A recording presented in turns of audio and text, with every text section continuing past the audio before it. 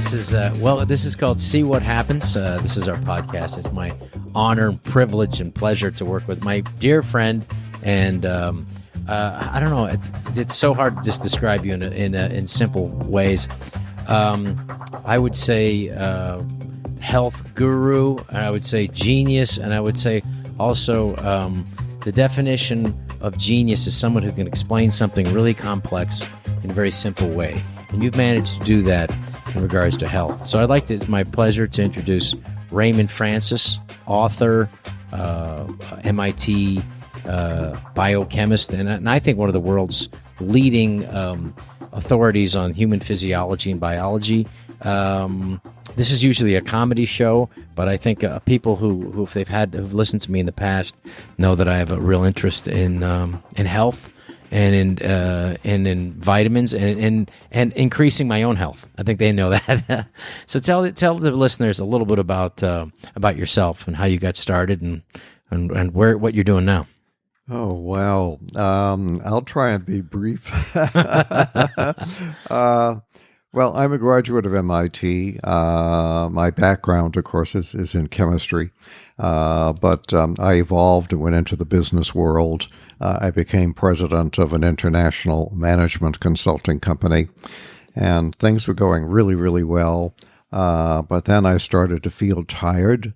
Didn't have the energy I used to have. Mm-hmm. And when you have to get on an airplane in Boston and fly to Tokyo and get off and walk into a business meeting immediately, you need energy. You can't be dragging your tail. Well, I was dragging my tail. So I did what most people would do. I went to see my doctor, and I said, "Doctor, I'm feeling tired.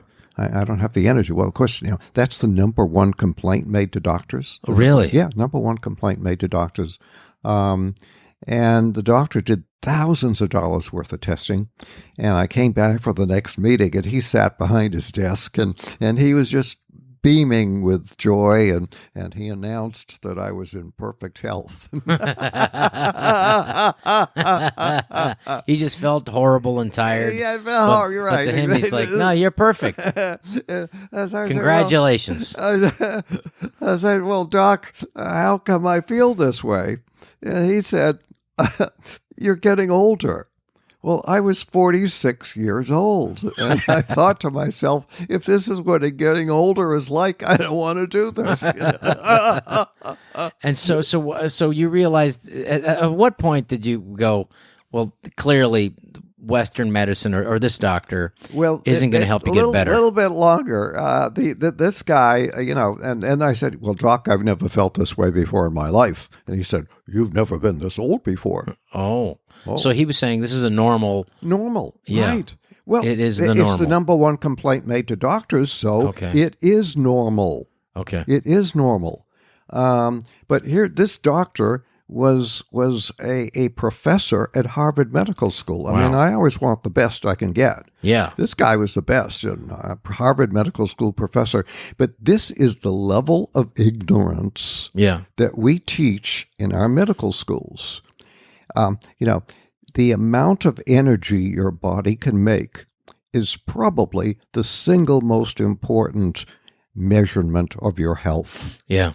So if you're tired, you are sick. It has nothing to do with being older and everything to do with being sick. Right. But because I didn't have all the other symptoms that the doctor needed to diagnose a disease, therefore I didn't have a disease. I was in perfect health, even though I was very, very sick. So anyway, 2 more years passed, and boy, I was really dragging my tail. And I developed a whole bunch of allergies. And so I went to see an allergist thinking, boy, I got all these allergies. I should see an allergist. The allergist gave me... He'll be able to help you. Right. Yeah, right. He certainly helped me. He gave me a very, very sensitive type of allergy test called an intradermal test, which he should have never done. They're basically poking you. with different allergens. Well, that's sort of a skin test that they do. Okay, so what was this one? This is different. They actually inject stuff right under the skin. Yeah. So your body has no defense against it. Right. It's an injection. Yeah. I suffered a catastrophic reaction to that injection. Catastrophic. Because your immune system was obviously been weakened at this point. Precisely. And no one had recognized this. It's just a new normal. You're getting older, you're weaker. And then all of a sudden he goes right behind your 8 layers of skin protection, getting right to your bloodstream, so your body is not going to be able to defend against this, and it has a allergic reaction. That's you're catastrophic. A good you yeah. But you taught me well. How come he didn't understand that? I mean, here's this Harvard Medical School professor. Anyway, so I suffered this catastrophic reaction, which it ended up I being totally disabled. And how long of a time? Like, and what was the what was the span of time? Within 48 hours, I was totally disabled, unable to do any meaningful work. I felt like I had been hit by a train. Okay. Bam! And I went to bed. I slept for 24 hours without waking. When I woke up, my face was twice the size. My arm was twice the size. So almost anaphylactic shock, basically. Just about, yeah. Yeah. And the bed was soaked with plasma that was coming out of my arm.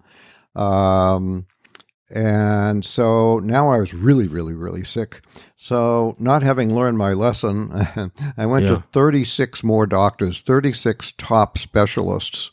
Not a single one of them could help me. Not one. 36 top specialists. Wow. And you were able to get the best. The best. Yeah. I always seek them out. And so they weren't able to understand your the situation, your medical situation that you were under. They're not taught that in school. Yeah. And what I was finding out the hard way is what our doctors are taught in school, and the answer is very, very little that's of any use to you. Right. And so, but the last doctor I went to said, "Oh boy, I can help you take this drug." I took the drug. The drug was hepatotoxic. It poisoned my liver. My liver died, and I came within inches of death from liver failure. Wow. Yeah. And at the last moment, I used my own knowledge of biochemistry to save my life. I remembered that vitamin C was a critical factor for liver detoxification, and I asked myself, what would happen if I took vitamin C? I took vitamin C and almost immediately got help. So that started to clean your liver and your blood. Yes. Okay. Exactly. And so what was the level, and where were you? Were you at the hospital this time? Did you get out of the hospital? I was in the hospital. I couldn't move. So did you ask for the doctors to give you vitamin? No, my brother. Really? My brother. So did he give you an intravenous vitamin C? No, it was just oral, just a few grams oral. I was at the point where I could not move. I would tell my head to move, and it would not move. That's how far gone I was. I was gone. Mm-hmm. And I took only about 4 grams of vitamin C, and within 48 hours, I could sit up in bed. Okay. Now, that doesn't sound like a lot. Yeah. But when you can't move and you can sit up in bed, that's like a miracle. Yeah. So you knew you were on the right track. Exactly. I then knew I can do something. I can intervene because my death was a certainty. There was nothing that was going to save me except a liver transplant. Yeah. And then you were like 48 at this time. I was 48 years old. Correct. And right now you are 80. I'm going to be 83. 83. So so you made the right course of action then. I did. Okay, so let's walk down the line. So then you, after those 4 grams, which doesn't seem like a lot of vitamin C, but it was enough to at least get you out of there. Yes. You knew you had to get out of that hospital. Yes. And so you get out of the hospital, and then you started to go down a different course. And what was the next series of actions that you did? Well, just an odyssey of learning. I reached out to everybody I knew. I had a doctor I knew in Washington, D.Sc., who a very, very bright man who pointed me in the right direction. Mm-hmm. And thank goodness I'm a scientist. So if he handed me the ball, I was able to pick up the ball and run with it. Okay. If you're not a scientist, you wouldn't have been able to do that. But I could. I picked up the ball. I ran with it. I made mistakes along the way. It was a learning curve. Mm-hmm. But this was your own health that you were... Right. Yeah, so this is a very critical... You've taken on a case that was your case, very yes. personal. And it took 2 years 2 years of learning and experimentation, and at the end of the 2 years, I was able to function normally again. Wow. And so from that experience, that was a life-changing, literally life-saving Literally. and life-changing. And then you decided to go down the course of helping other people who, because if you figure, if you were feeling this way at 48, there's got to be other people in the same situation. Well, it wasn't an immediate thing. I went back to work at the consulting firm, and but it was never quite the same again because as a scientist, a good scientist never stops asking the question, why? Mm-hmm. So I kept asking, why did I get sick? Why do people get sick? Mm-hmm. How do you take a healthy person and make them a sick person? What do you have to do at the molecular level, at the cellular level, to make a healthy person a sick person? And if you have a sick person, how do you restore their health? That's very interesting because that is not the way that medicine is looked at and not as practiced. And that's what I want to get to for our listeners and people watching, is that you have basically taken this complex idea of disease and simplified it. In other words, the medical textbooks, I mean, they would fill this library here and other libraries with so-called whole buildings. Yes, of diseases. And whenever they find a new one, they go, oh boy, they celebrate and go, we got a new disease. Right. We've never seen this before. Look at what the blood cells do and look at how immune system's getting attacked. Right. And your theory couldn't be any simpler. There is only one disease. Only one disease, and that is? And that is a malfunctioning cell. You see, health is so complex. And there's, supposedly somewhere around 12,000 different diseases. There's nobody on earth who can understand 12,000 diseases. Right. Or something that is infinitely complex. So that leaves you in the middle of nowhere. It leaves you powerless, unable to do anything. You're dwarfed by this potential of this infinite amount of potential diseases and maladies. And then if you're sick, your only recourse is to go to the high priest, the doctor, who supposedly knows more than you do. You hope he does. Well, they don't. That's the problem.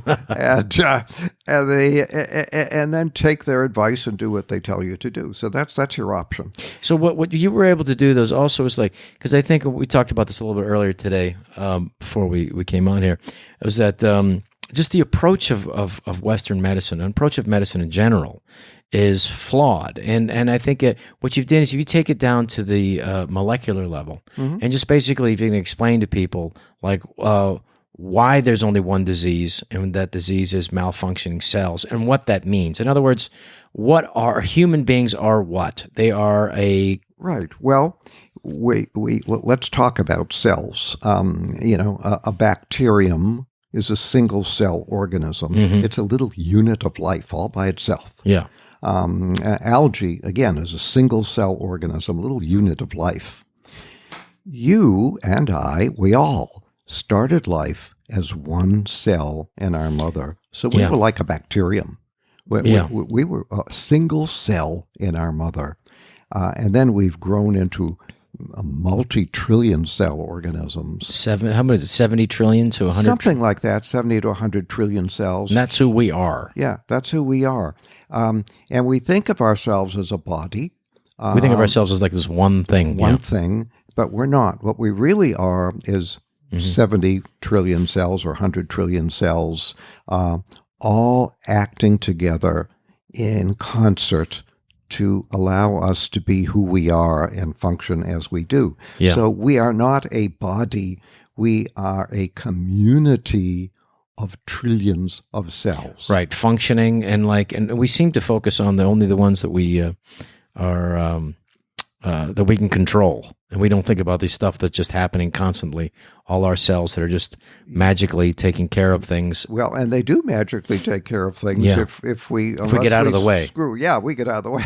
Okay, so when we think of dis-ease, because a lot of people walking around like you felt pretty fine up until you were 46. Yeah.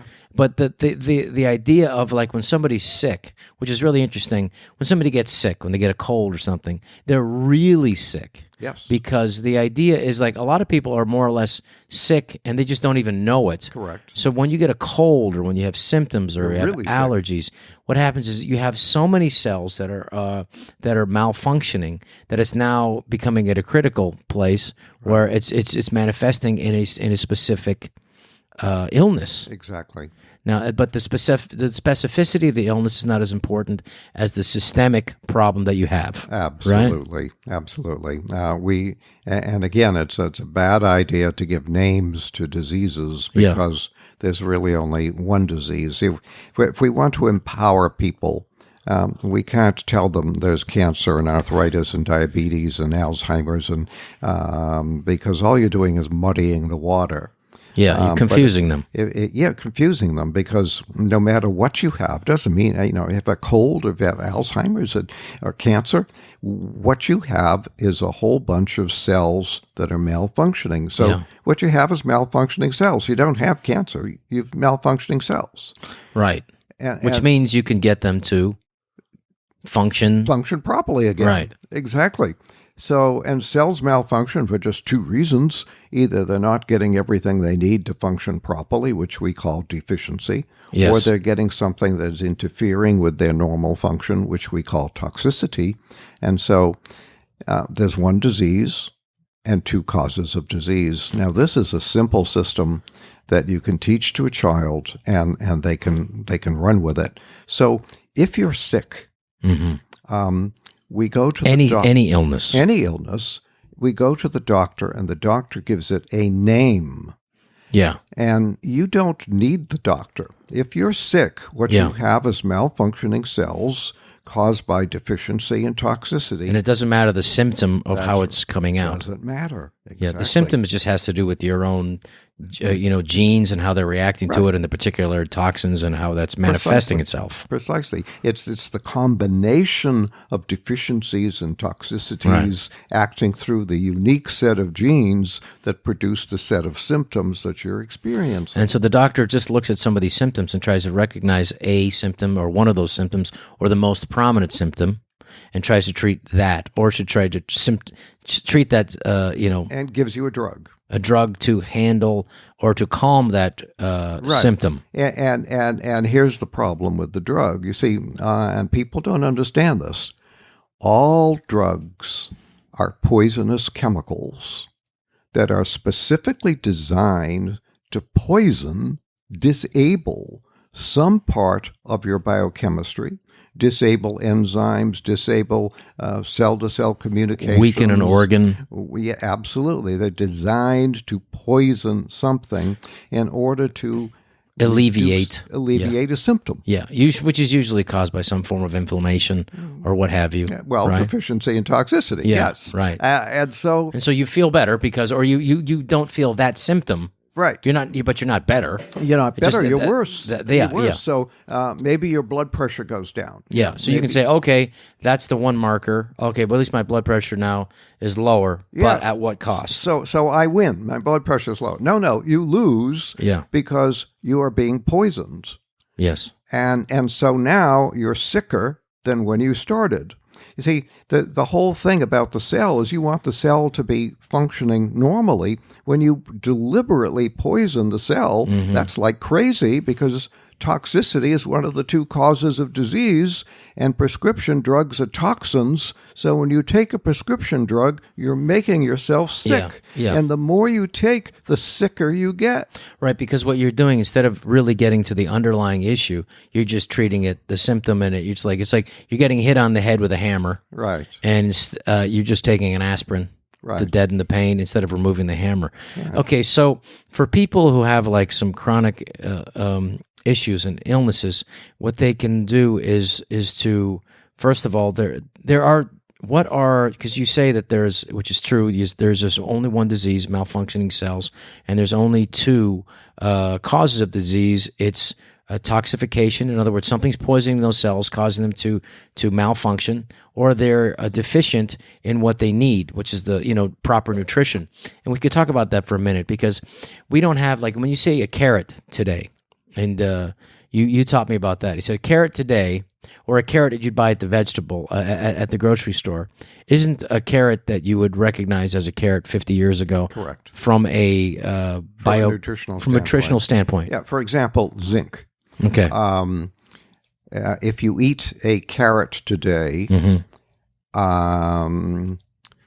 or let's say you eat a carrot 50 years ago, yeah, the amount of zinc you would get in that carrot 50 years ago, today you have to eat 20 carrots to get the same amount of zinc.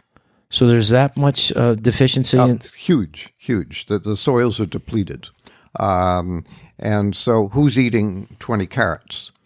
So mom goes to the store, she buys the carrot, she makes a salad, and she thinks, oh, I'm feeding the family good food. Yeah. She's feeding the family deficiency. Almost everybody is zinc deficient today, and same thing with magnesium. Almost everybody's magnesium deficient. Right. The soils are depleted, and so we all have to supplement. It's now an absolute necessity. In 1997, the USDA said, United States Department of...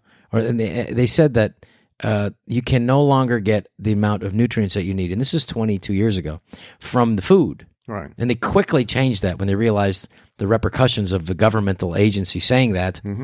And and the national, few years after that, the National Academy of Sciences came out with a report saying same thing.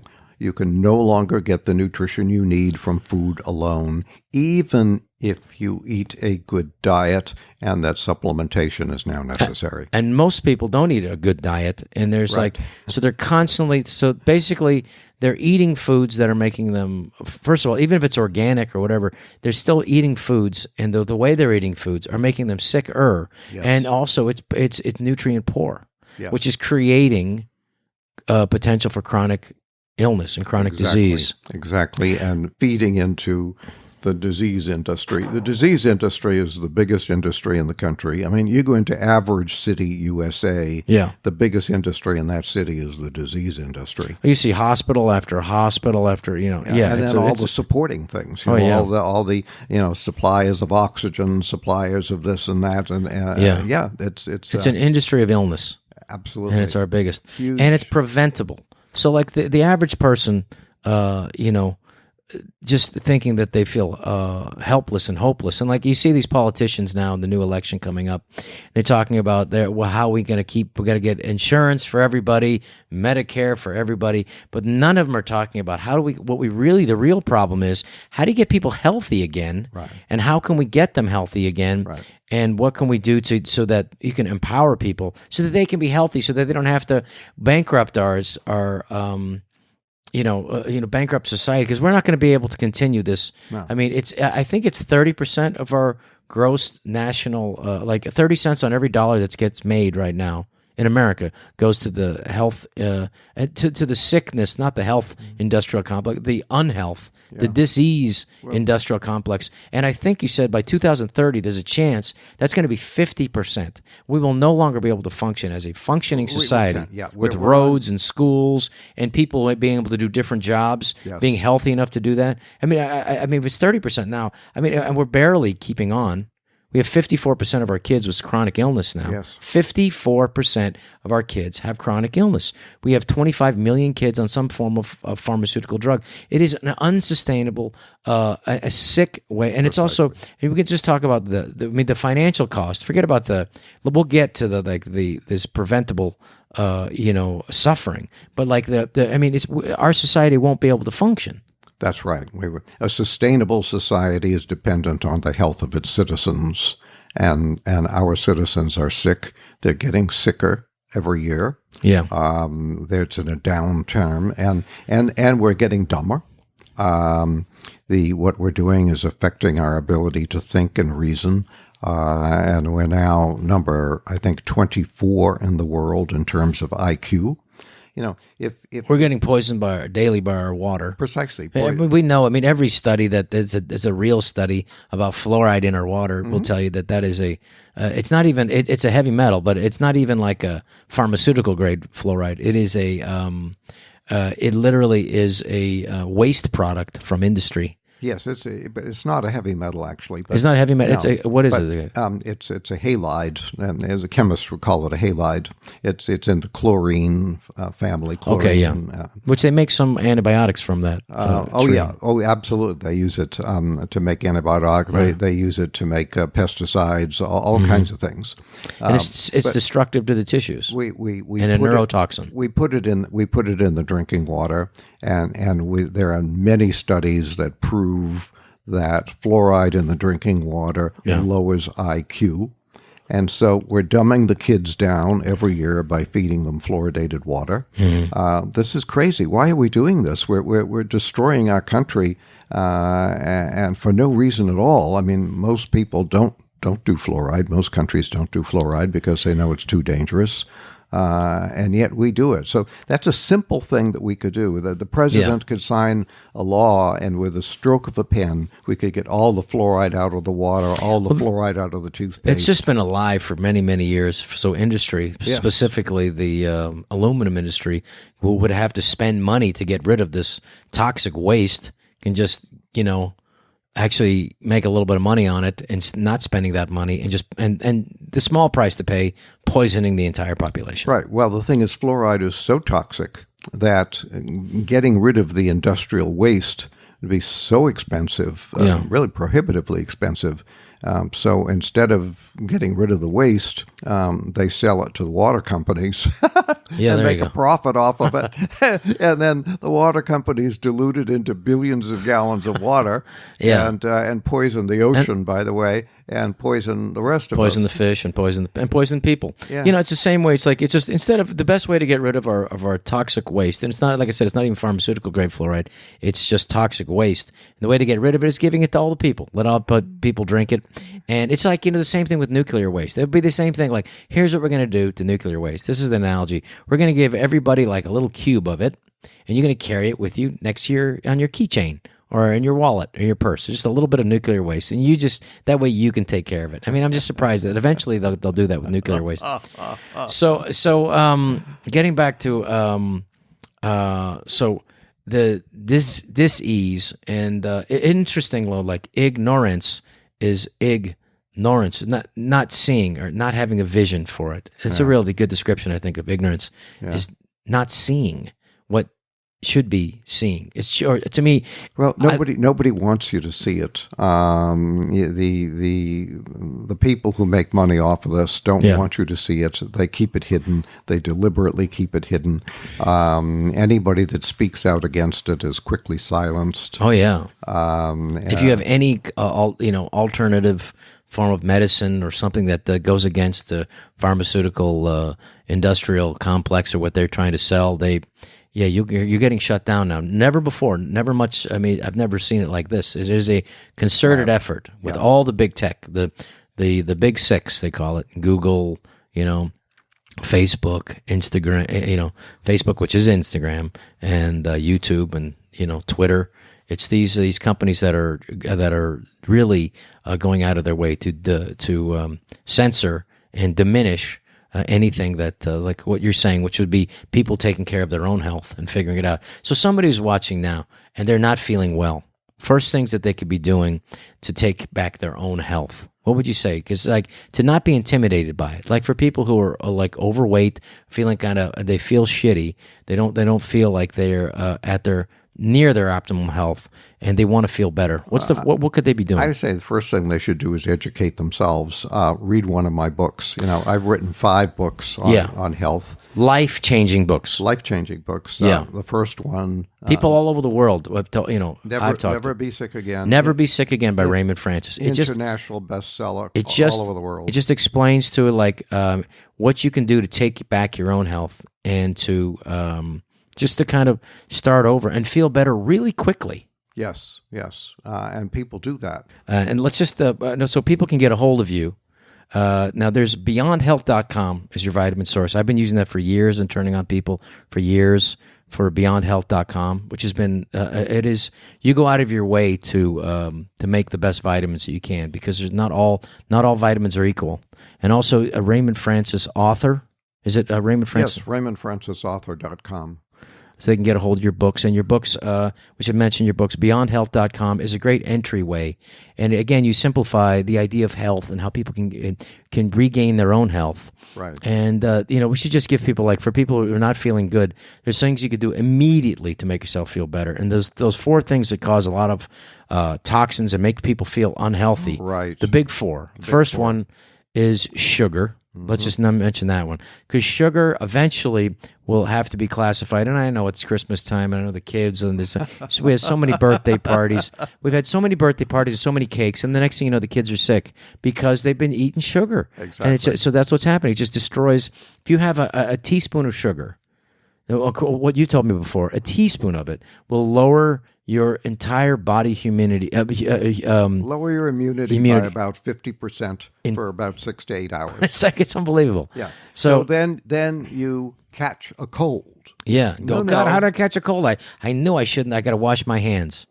No, it's like you just poisoned yourself by eating sugar. Exactly. Eventually, sugar is going to be there. The industry of sugar was very clever on how they made sure to blame fat, and at least that finally came out 30 years later. But sugar is like will eventually be classified like arsenic. And it should be. People don't know this because we've all grown up with sugar. Yeah. And my God, my mother used to make cookies and pies and cakes. Yeah. We all grew up with sugar, so we thought that sugar was food. Yeah. If sugar were a new product today, it could not get FDA approval because it's too dangerous. Wow. It could not be allowed on the market. That's outrageous. Yeah. So the because it caused too much cellular damage. And exactly. The tragedy is that when you eat sugar, you do not immediately fall over dead. Yeah. Because if you did, you probably wouldn't eat it a second time. Right. What happens is you fall over dead 50 years later. Yeah, from continually eating it. Exactly. Every time you eat sugar, it's like hitting yourself with a hammer. Yeah. And if you keep hitting yourself with a hammer, pretty soon something's going to break. Yeah. And then you're going to come down with diabetes, or you're going to come down with Alzheimer's, or you're going to come down with cancer, or you're going to get a cold, you're going to get the flu. Sugar is what we chemists call a metabolic poison. Wow, because metabolic poison. It poisons your body. It poisons your entire. And so a teaspoon of sugar will disrupt all of your disrupt hormone chemistry, vitamin chemistry, mineral chemistry. It's going to disrupt all of your chemistry for about 6 to 8 hours. Is it because the thing it's new since, like, if you go back like 100 years, let's say go back 109 years, in 1910, the most of Americans were farmers. Right. And so the access to sugar, and this is pre-industrialized food, and so you didn't have, so you were just, most Americans were farmers, 20% living in the city. I think it's reversed now. Yeah. We have 80%. And so the sugar was not this... It was, the consumption back then was, I don't remember the number, but something like 10 pounds a year. Yeah. And now it's like 160 pounds a year per person. Wow, that is just hammering people. Absolutely. So that's on a daily basis that they're getting hammered in so many foods. Yeah. What you've got is an epidemic of chronic disease as a result of it. Sugar is a deadly, deadly metabolic poison. Get it out of your life, because it is making you sick. Yeah. And if you don't want to get really, really sick, get off of sugar, or at least reduce it to a minimum. I mean, do I eat sugar? Yes, I do.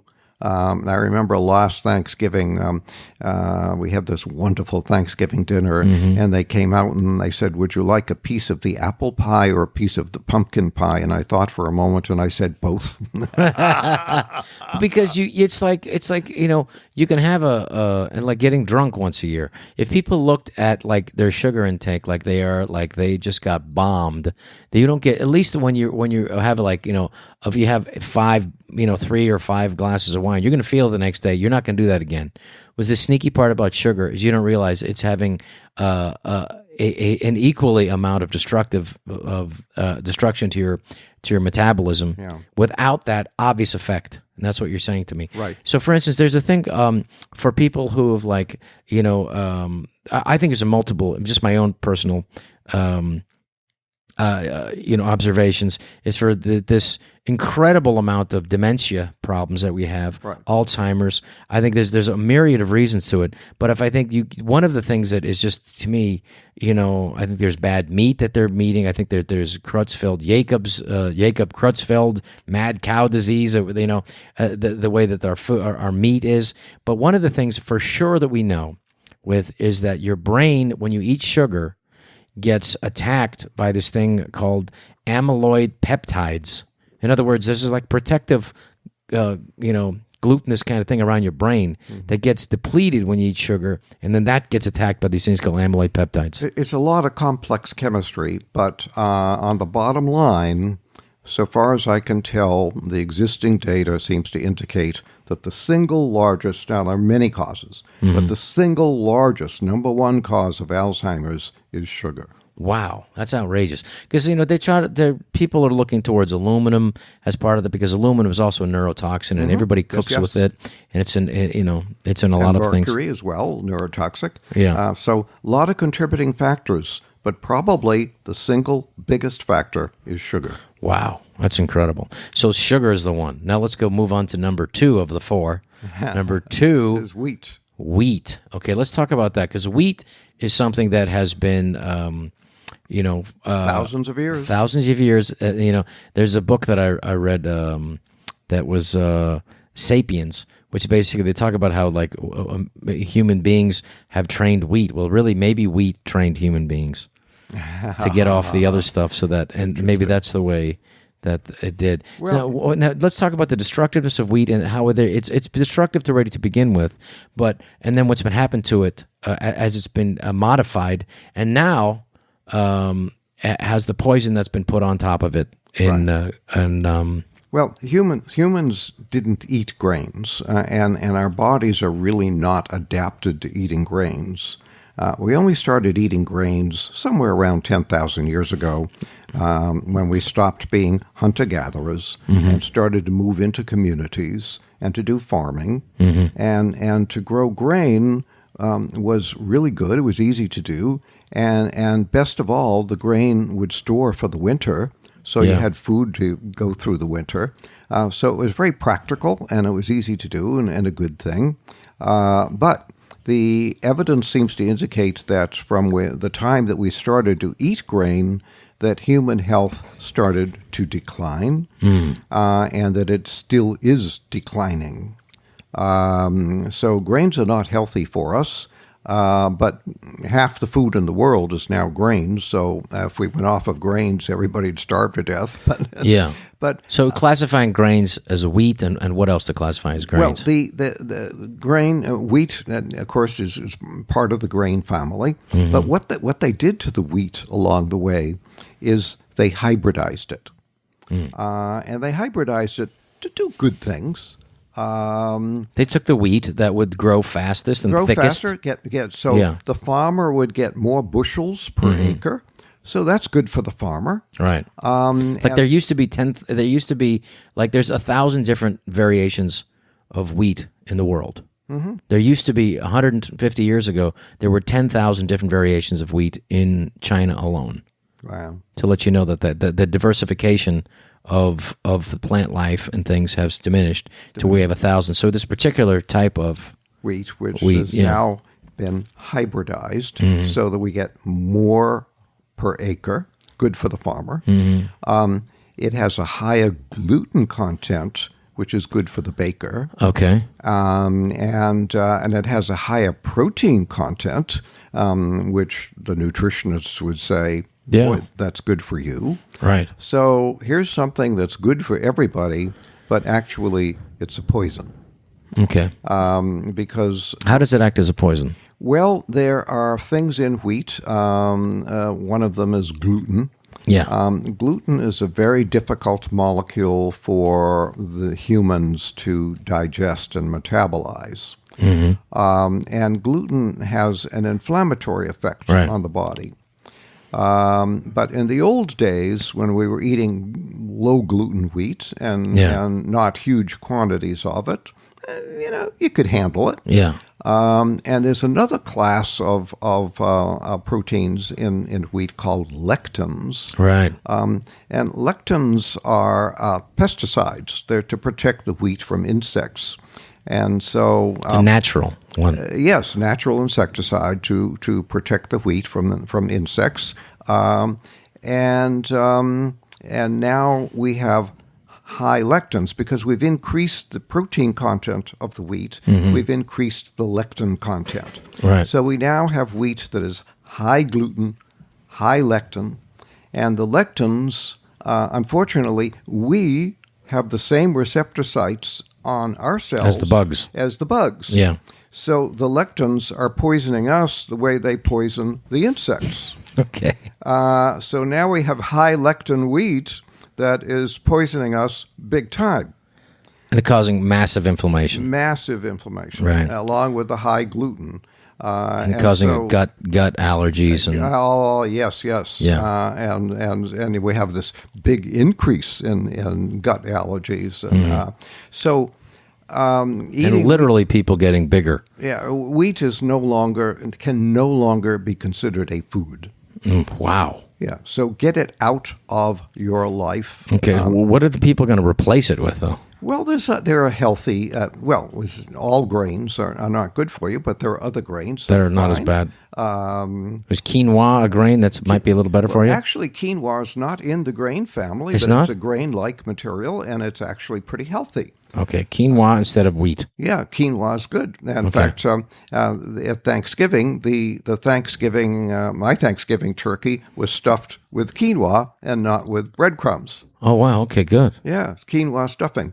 So quinoa is good, and rice is good, and So rice doesn't have the same problems with the lectins. No, and they all have, but much lower amounts. So the Chinese are on target with the rice. And Asian people. then millet and amaranth, and these are all healthier alternatives. And you can get that, and that's something that people can get. Amaranth. Absolutely, it's available at places like Whole Foods certainly have it. And I'm sure you can get it online if your local store doesn't have it. And people are being hip to the fact that they're being poisoned by gluten now.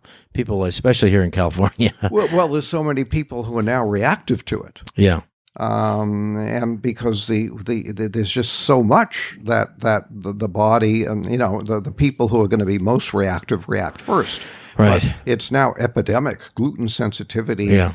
I've seen estimates that half the population are now metabolically sensitive to gluten. Yeah, I mean, once you put on somebody who could handle a gluten intolerance, but once you put on the other facts of the other things of the sugars and then the other toxins in the environment and things and the fluoride, I mean, it's making people more susceptible to have a greater inflammatory response to the gluten. And the thing is, the body has a capacity to handle things and to keep you well, but we're exceeding the capacity. We're just hammering it every single day. So basically, if you have sugar and you add that sugar to your bread, which they do, you're just exponentially making things worse. Making things worse. So before we move on to the third one, let's just take very shortly sidetrack to what's happened to the industrialization of food and how that happened. And I'll tell one story that I think we've talked about before,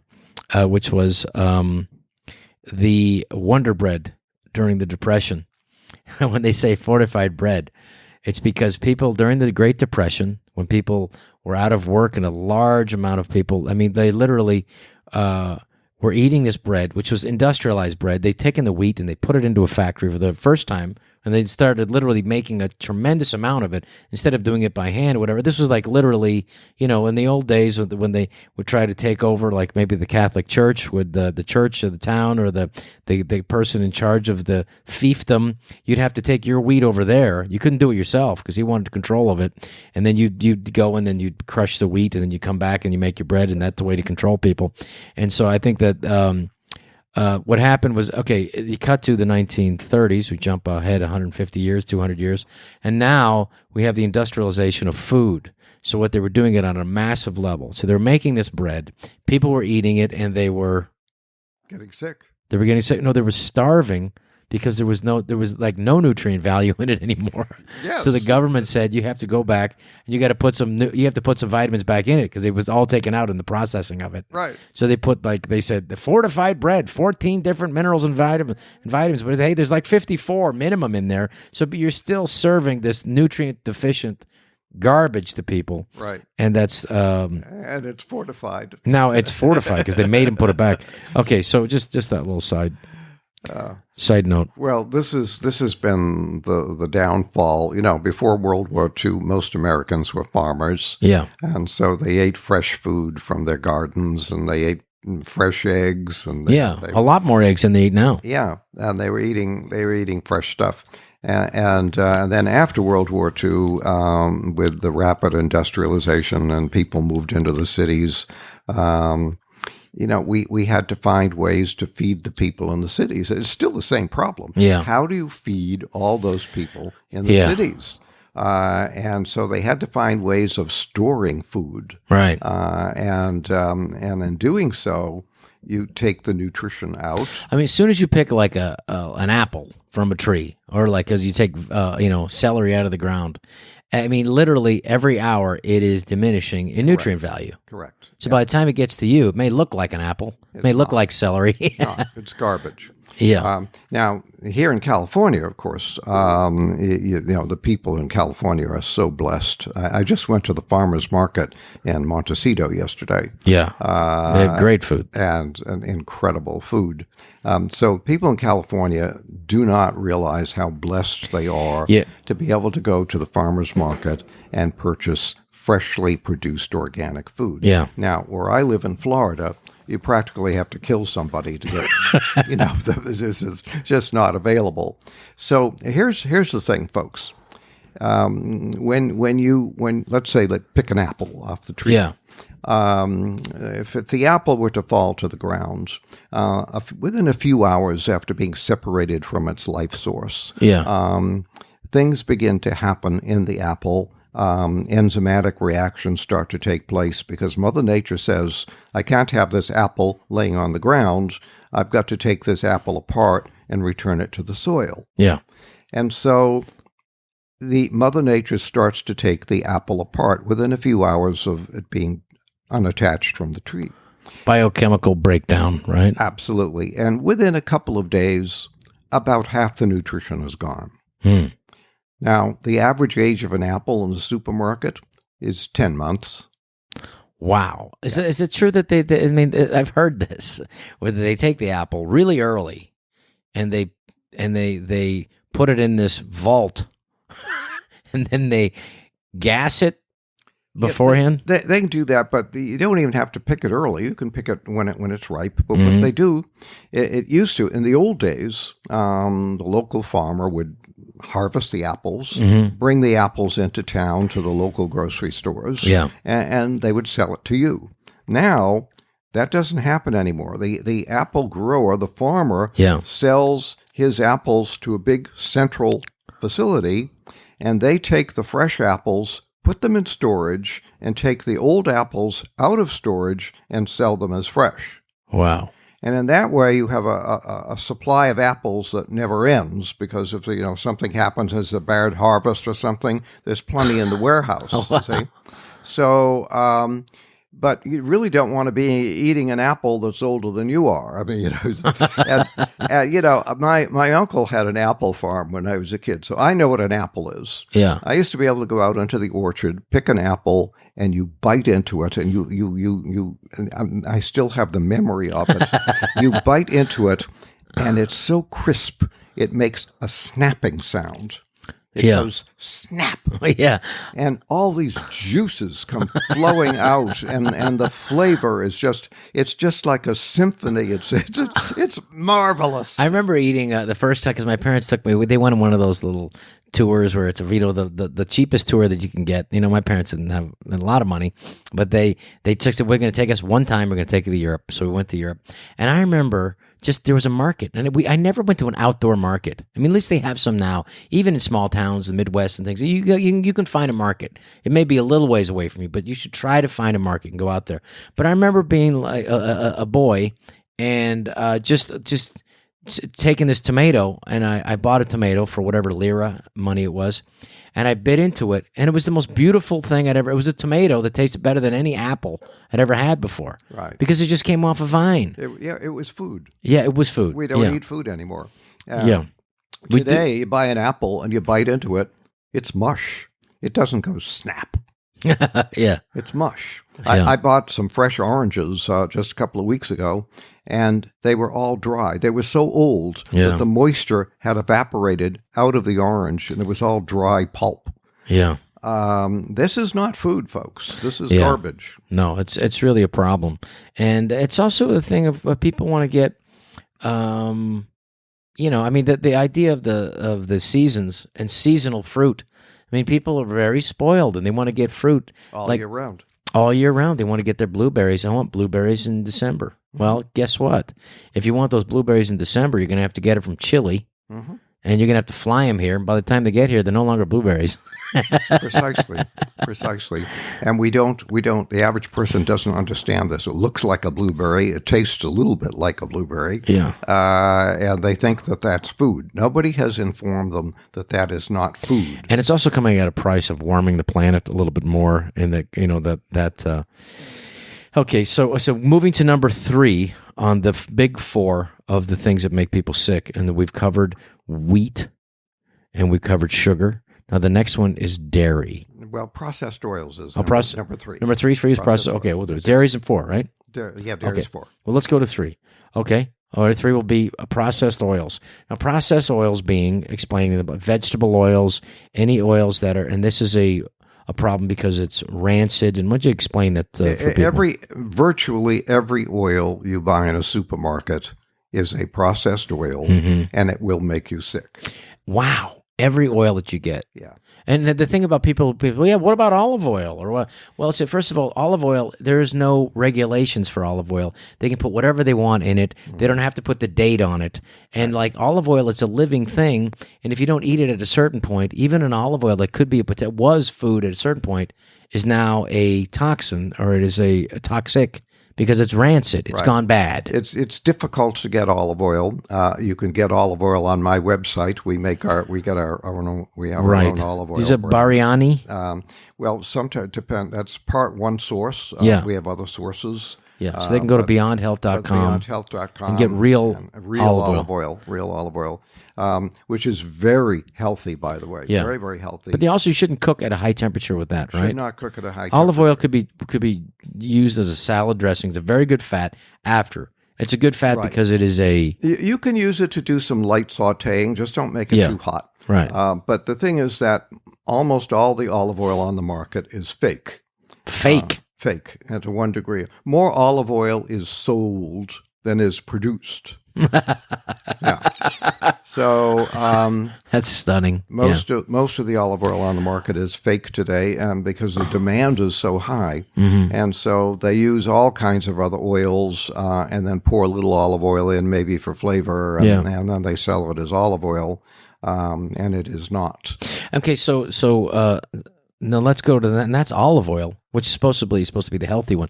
The other oils that they have that they sell, and even like a Whole Foods, which I talked to some people from Whole Foods.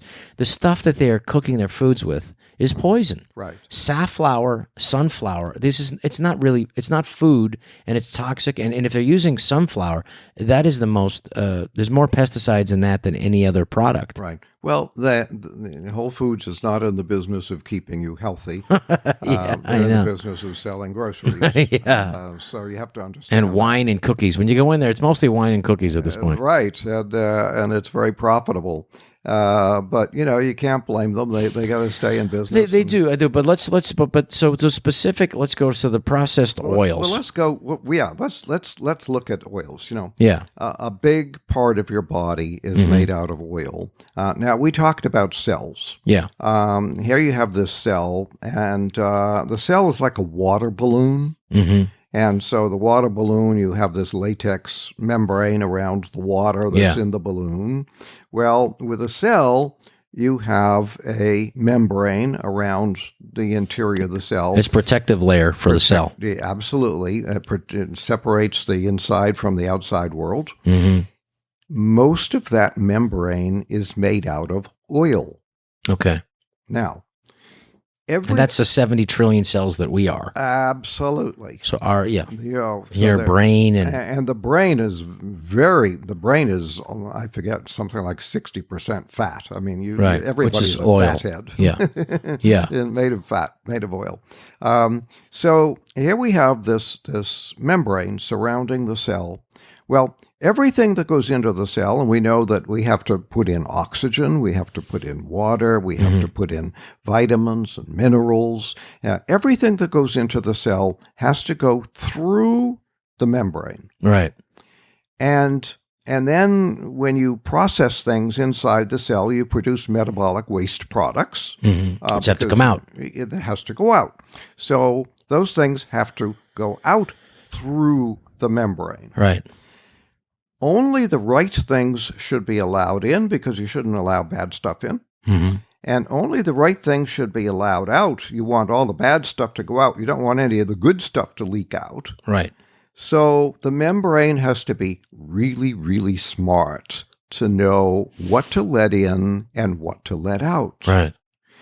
Well, as it turns out, if you construct the membrane out of the correct materials, and in this case, oil, the correct oils, the membrane works perfectly. If you do not construct it of the correct oils, the membrane will malfunction and let the wrong things in and let the wrong things out, and now you are sick. So basically, the wrong oils are confuse the membrane, and they cause it to have metabolic dysfunction, malfunction. Cause it to malfunction, exactly. And all the oils you buy at the supermarket cause the membranes to malfunction.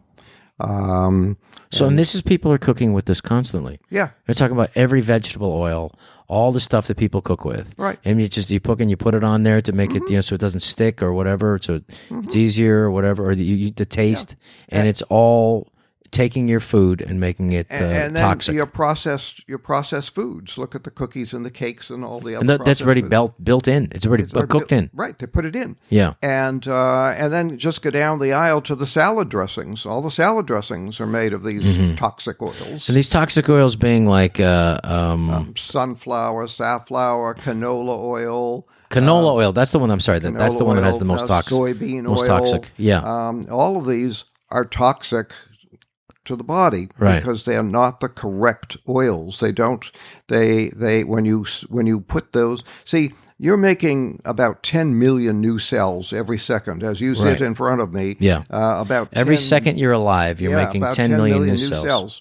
So you need a lot of oil to construct those membranes. Right. So when you're constructing the new cell, the body will use whatever oils are available. Right. And if what you're giving it is the supermarket oils, that's what it's going to make the membrane out of. And that's not going to be a healthy membrane. No.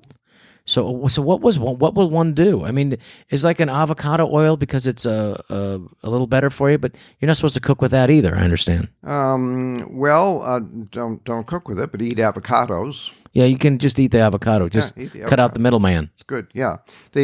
What I do is flaxseed oil, high quality flaxseed oil. Yeah. Is a very good source of the kind of oils you need. And you just take that separate? Yes, I take it separate. I use it on salads. I use flaxseed oil. For example, if I cook up a sweet potato, what I do is I pour flaxseed oil on it for the flavor. I don't put butter on it. I put flaxseed oil on it. Right. That's good. Yeah. I like that. I forgot about flaxseed oil. I need to take that. I'm taking notes for myself as we're doing this. It needs to be high quality stuff. Otherwise, you could be poisoning yourself. Okay. Now, do you want to go down? The last one is dairy. and how that's toxic? Because we talked about oils, we covered sugar, we covered wheat, and we covered some alternatives that people can be eating instead of the wheat. There's rice, quinoa, and is the white rice is not as good as obviously. Right, white rice is not as good as a brown rice, But it's still better than wheat. But again, yeah, it's still better than wheat. Yes. But again, it has to be high quality. It has to be organic. We got problems here with the wheat in California that have a lot of arsenic. Well, that's the rice. The rice, yeah. Rice, yeah. Sorry, rice has a lot of arsenic. Actually, the rice I believe in Central Valley of California, some of it has some of the lowest amounts of arsenic. Oh, really? Yeah. Okay. Places like Texas and Louisiana have a lot more arsenic. Okay, it's because the chemicals in the soil. Is that what's doing it's in it? the soil, yeah. It comes out of the soil and goes into the plant. Okay. So the answer is don't eat too much of it. Yeah. But definitely don't eat wheat. Get off wheat. Definitely don't eat wheat. Okay. Yeah, that's a no-no. So we covered wheat. We covered oil. We covered sugar. And do you want to touch on dairy because that's the big four? Yeah, and dairy. Dairy's another thing that's very toxic for people. Very toxic to people. Milk is not a food. And how about this? That milk, the biggest milk producer in America just went out of business last week. Yeah. Organic Valley. Yeah. And to make organic milk. So, I mean, people are really finding that milk is not as healthy as we've been told and jammed down our throats. The message is getting out. Look, people are drinking fewer sodas than they used to. That's They're amazing. Drinking more bottled water, fewer sodas. Yeah. They're drinking less milk. So somehow, some way, people are getting educated. They're getting educated and beginning to protect themselves from the really bad stuff. Now, we were all brought up. I mean, my when I was a child, parents were told that children should drink at least a quart of milk a day. Every child had to drink at least a quart of milk a day. Well, of course, it ruined my health, but that's only a side effect. Yeah. Okay, so, and I want to remember that because the side effect, and we're going to talk about side effect being death as a side effect. Well, death is a side effect of all these things. It's certainly a side effect of prescription drugs. Oh, yes. Prescription drugs are the third leading cause of death in America. Once you add up prescription drug deaths, hospital accidents, and then bacterial infections that you get in the hospital, you realize it isn't just the third cause of death, it's the number one. Number one cause of death. Medical intervention. Medical intervention is the single largest cause of death. There are estimates of how much. Some people say it's 800,000 deaths. Some people say it's 1.2 million. The number one cause of death, 800,000 to 1.2 million. But it's indisputable that like the pharmaceutical deaths from prescription drugs is 150,000 to 250,000. That's the estimate. That's a conservative estimate. That's the conservative estimate, and I can explain that to you if you want me to. Please. The official numbers are somewhere around 110,000 people die from properly prescribed prescription drugs per year. 110,000. And that's a governmental statistic. That is a statistic. Yeah, that is indisputable. That is indisputable, accepted by the NIH and everybody else. Yeah. But here's the problem. When we do studies of reporting of such events, what we find is that in the best teaching hospitals, only about 1 in 4 adverse events gets reported. Wow. So in other words, so for people who have died from a prescription drug, even if it's properly prescribed, yes, it is not getting reported. So so these numbers are not counted in the overall number. Correct. So so even if and then it goes down in the lesser institutions down to as bad as 1 in 20. Wow. But if every hospital was a best teaching hospital, and we know that they aren't, then you have to take that 110,000 and multiply it by 4. Well, now you're up to 440,000 deaths by properly prescribed prescription drugs. Wow. And we know that every hospital is not a best teaching hospital, so you're looking at a minimum of 500,000 deaths per year just from properly prescribed prescription drugs. And then how about the improperly prescribed drugs, and how about the combination of drugs? Because the thing that we talked about before is that one of the things is that for every drug, prescription drug that you take, it causes a wave of molecular changes in your biochemistry from just one drug. Yeah. And the second drug has another wave that's coming from that second pharmaceutical drug. Of another molecular issues, and then the combination of those two interacting with each other, and there is no the NIH, there is no governmental body, there's no scientists who can keep track or try to keep track or have any idea of what three drugs and the interactions and that are happening and what's happening in the body. And the average American senior is taking 7.5 different prescription drugs. Correct. Unbelievable. Yeah. And by the time you're on 3 drugs, there's no one on this planet who knows what's going on in your body. You are in biochemical chaos. Now, we know that health is when all your cells are operating properly. Yeah. Biological chaos is disease, and that's what you're causing. And that's why people on these drugs, and the more drugs you take, they go into this downward spiral, and they just get sicker and sicker and sicker. Yeah. And then the doctor keeps giving him more and more drugs. and then they're also learning that the combination of these drugs, and I believe, these two that just came out, this was a few months back, which was the combination of high blood pressure drug with, what was the other one? The high blood pressure drug in combination with another drug was causing cognitive degeneration. It was high blood pressure. See, I'm getting cognitive degeneration right now. It's the blood pressure one.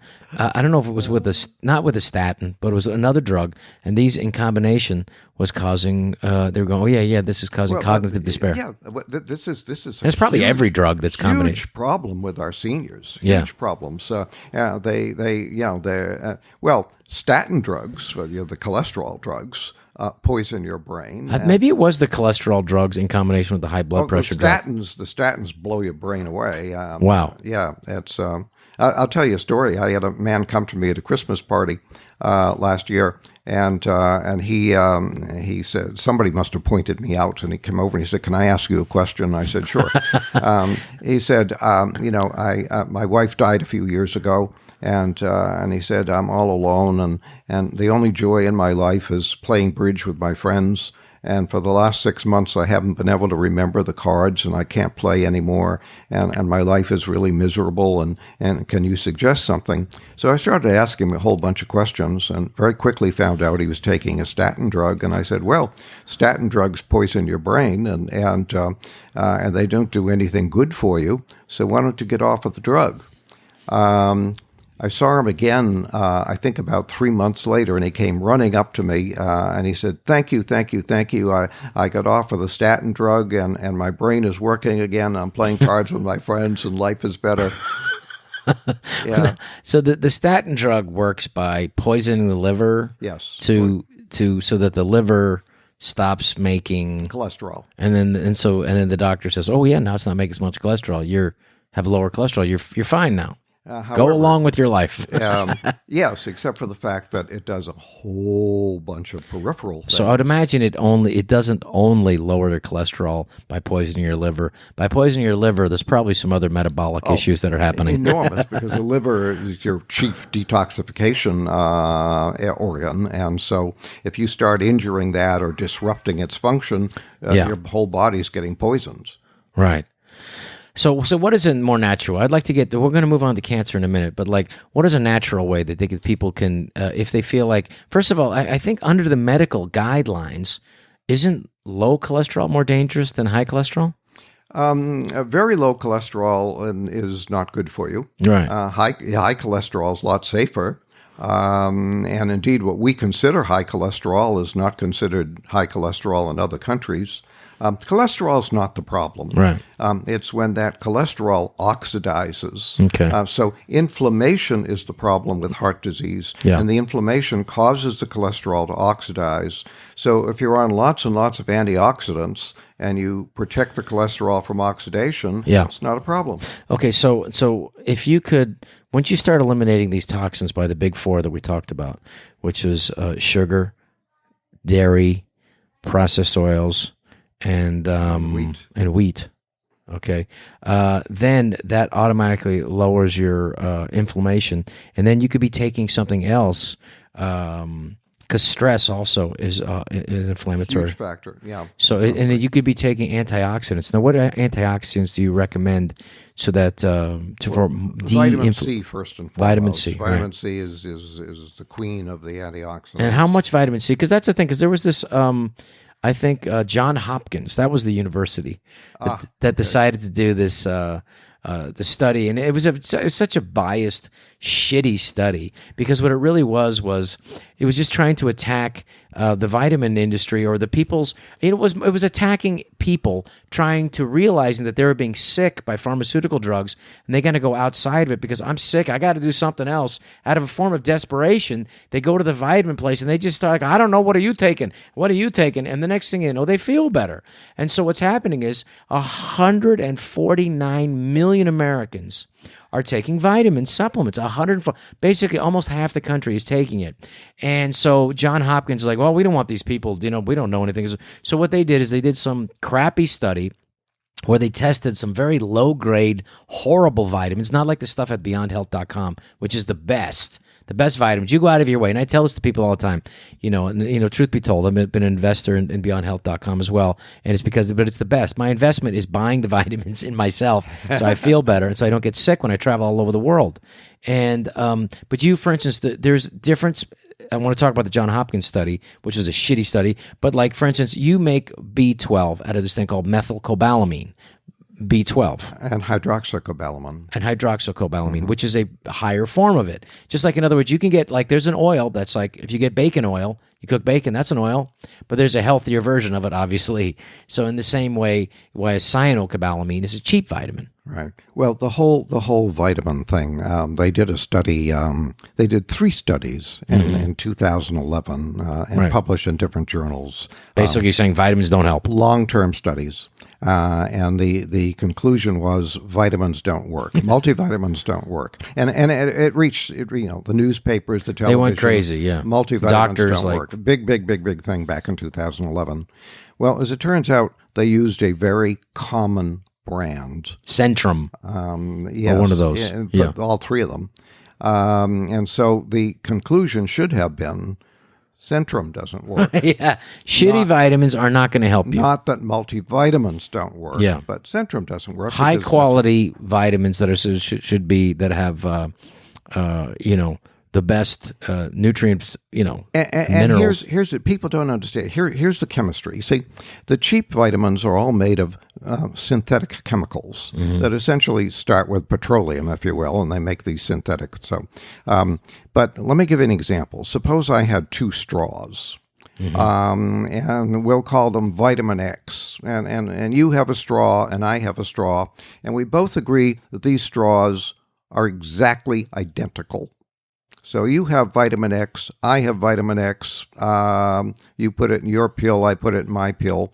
What if I take my straw and I bend it? It's still the same as yours. Nothing has changed. They were both identical just a minute ago. They're still both identical right now. The only difference is the shape. In biology, the shape is everything, because you're dealing with enzymes, and enzymes are like a lock into which you put a key. So as we know, if you put the wrong key into the wrong lock, it's not going to work. Right. But if you put the right key into the right lock, you can turn and you can open the door and magic happens. So biological magic happens when you put the right key into the right lock. And that's what it is with the vitamins. The vitamins have to be in the correct shape or they won't work. They won't metabolize properly in the body.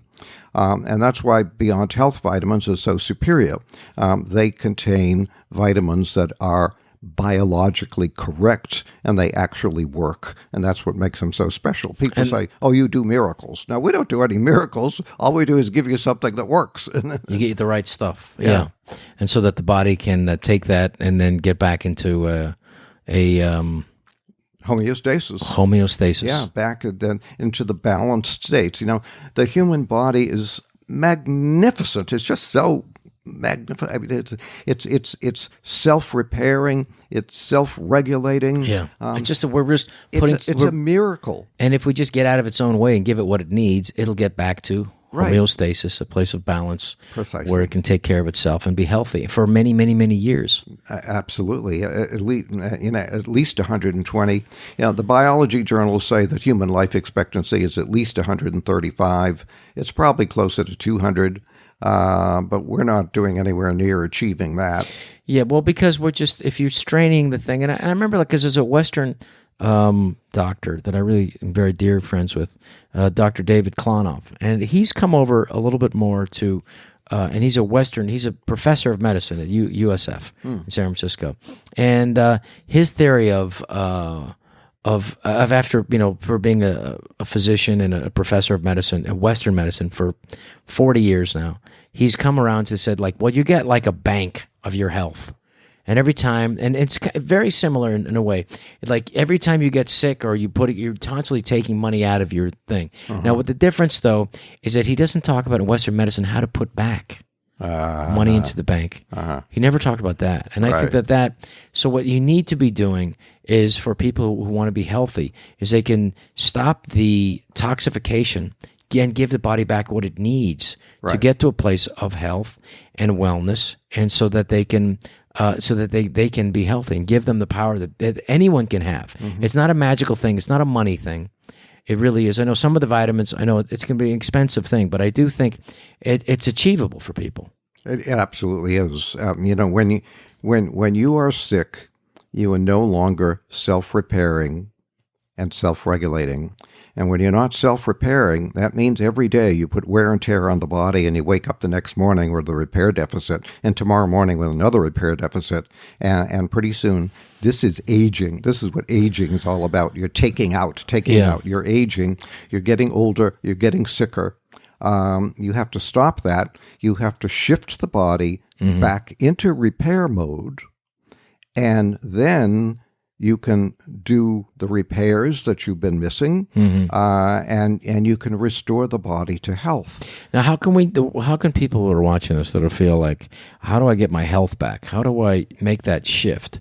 And there, like Raymond said, there's only two paths to two causes of disease. Right. Only one disease, malfunctioning cells, only two causes, deficiency and toxicity. Now, and there's 6 pathways to it. Yes. So how can people get their health back so that they can feel that? You've got to shift back into repair mode. If you're sick, you're not repairing. Every disease is repair deficits. Right. Every disease. So what can somebody who's listening and watching this right now, they want to be healthy again? So you've got to shift back into repair mode. So the first thing you have to do is you have to make sure that you are delivering all of the repair materials that you need to do the repairs. Okay. So you've got to shift to a good diet. You've got to eat real food. You've got to take high-quality supplements. You've got to make sure that the cell membrane is allowing all these repair materials to get inside the cell. So get rid of all those bad oils. Right. So that's what you do. Give it the repair materials. Now you have to be sure that the repair machinery is working. Okay. Because toxins disable the repair machinery. Okay, right. So you've got to get the toxins out of your life. Now, if you read my books, there's whole chapters on toxins. So you can find out where the toxins are, where they're coming from, how to avoid them. And how to get rid of them. How to reduce the toxic load in your body, get rid of them. Yeah. So here again, shifting back into repair mode, giving the raw materials, helping the machinery to work right. And then one of the things you have to do is change your pH. Right. Now, this is simple to measure. At beyondhealth.com, we have pH paper. Just explain to the pH, the acidity in your in your body. Right. See, let's go inside the cell. You have to create an environment inside the cell where all of the chemistry works correctly. Yeah. Part of that environment is the pH. It's how acidic or how alkaline the cell is. And the cell needs to be about 7.4, so just slightly alkaline inside the cell. Right. Most people today are too acidic. That's right. And if you're acidic, that means you're aging faster. Yes. Your organs are being under too much pressure, and it's an acidic environment, which breeds what? Disease. And when you inflammation and disease.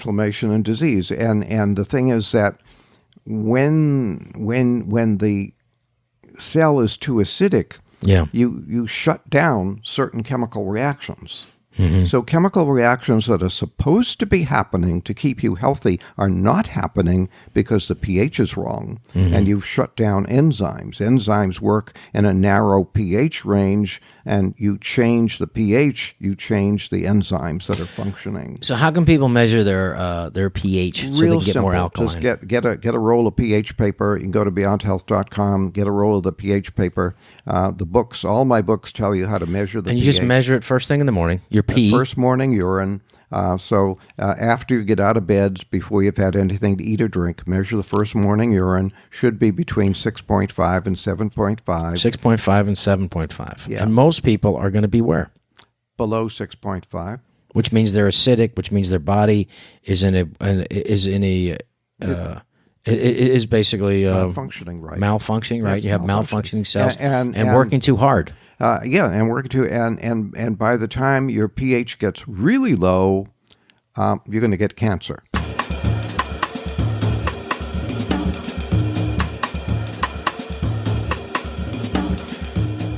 Wow, that is a good place to break. I want to thank Raymond Francis for that incredible talk. And this is just the end of part 1. Come back and you won't believe part 2 next week. It's unbelievable with Raymond Francis of Beyond Health, beyondhealth.com, and RaymondFrancisAuthor.com. All right, I'm going to be in Chicago at the Improv. And that's this month, December 27th, Friday, and Saturday, December 28th, and Sunday, December 29th. Chicago Improv in Schaumburg, out in Chicago. I'll see you out there. And then in January, you can see me at in the Maryland Theater. I'll be there on the 9th, and in Hagerstown, Maryland. On the 10th, I'll be at the Eichelberger Performing Arts Center, Eichelberger in Hanover, Pennsylvania. And the 11th, I'll be at the Music Box in Atlantic City. And on January 12th, I'll be in Norwalk, Connecticut at the Wall Street Theater. So get your tickets now, robschneider.com. And we will continue with Raymond Francis, author of Never Be Sick Again, Never Fear Cancer Again, Never Be Fat Again.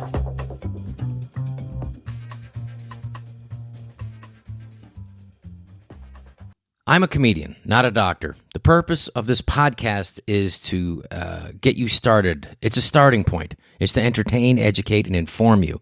It's not intended to be a substitute for professional medical advice, diagnosis, or treatment. Always consult your professional healthcare provider for medical advice, diagnosis, or treatment options.